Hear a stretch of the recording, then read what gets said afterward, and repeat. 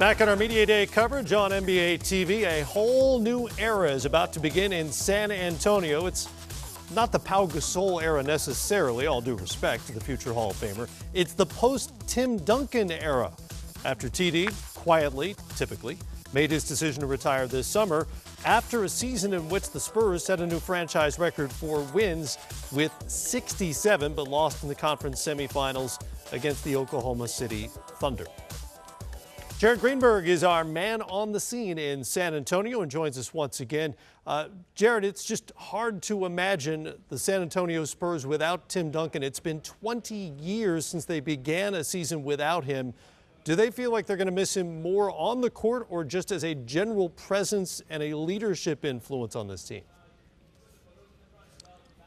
Well, Matt, I think it's a bit of both, and I think at this point it's still hard for the players to wrap their minds around it because during the Media Day festivities, Tim Duncan typically wasn't that involved. So I think it really sets in tomorrow when the players take this court with their uniforms on, ready to practice. But, you know, Greg Popovich falls back on the principles in which he built this outstanding organization, and he says we're going to be the same team, our same philosophy, our same culture. We're going to try and emulate that. Now he's just got to look to other guys to step up and take on roles to make sure that they continue to play and act as they always have over the last 2 decades. Jared, you're looking at this San Antonio team, and we know what a great coach Pop is. How is he going to manage? Is he going to do some things different here? Because the San Antonio, even though they've added some guys, they've gotten a little bit older, even though these guys are still talented. Is he going to continue his rest and not traveling guys to try to keep this core well rested? Because if they're healthy, they can contend in the West, but everything's got to fall in place. But yeah, you know, I think with Tim leaving, retiring, and Boris Diaw being traded, losing David West to the Warriors, you know, they technically did get a bit younger. About half of their roster now is 28 or younger, and they're coming to camp with 20 guys, and there's a handful of guys fighting really for 1, maybe 2 spots at most. I think you'll see a lot more from Kyle Anderson and Jonathan Simmons than you have in the past, but really when you talk about a team that was full of guys 35 and older last year, now you're going to look more towards the likes of a Patty Mills and Kawhi Leonard and certainly LaMarcus Aldridge, those guys to step up and play big minutes and be leaders and also produce at the same time. Jared, question for me is, looking at the rookie Murray, what has the Spurs talked about his role? Will he have a chance to play more minutes alongside Tony Parker, or will he have a chance to play behind Tony Parker? My second question is, how much do you think Pop will go back to his system of a David Robinson, Tim Duncan with a Pau Gasol and LaMarcus Aldridge? Well, I think you bring in Pal Smitty because you want to play him, and you sign LaMarcus Aldridge, the biggest free agent prize this organization's ever landed a year ago, and you have to play him. And one of the things that I talked to LaMarcus about earlier today was him going back to the LaMarcus Aldridge we saw his last year in Portland.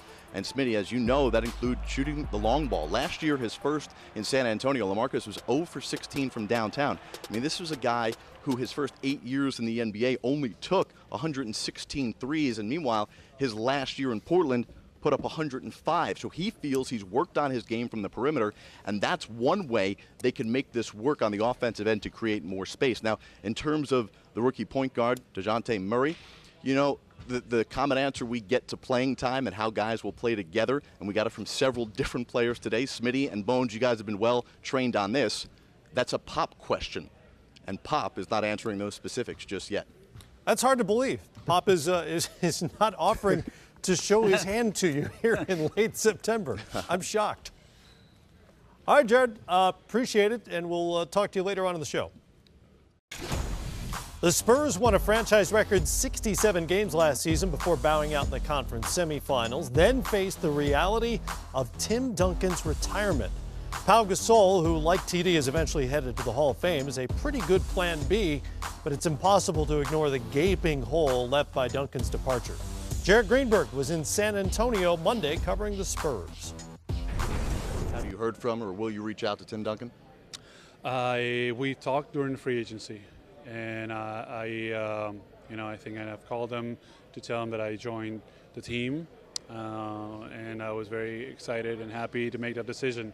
A few days later, he announced his retirement because I didn't want to get into his decision and his moment, even though I was excited to play with him and have an opportunity to be teammates at least for a year. That didn't happen, but from what I hear, he's going to be pretty involved. Obviously, I miss Timmy in a myriad of ways, but for all the new faces and the new blood coming in, it's just going to be fun to see how they progress, who we choose to be on the team, how they play together, how they react with each other. I'm very excited about that. Pop still talks about maintaining the culture and the philosophy.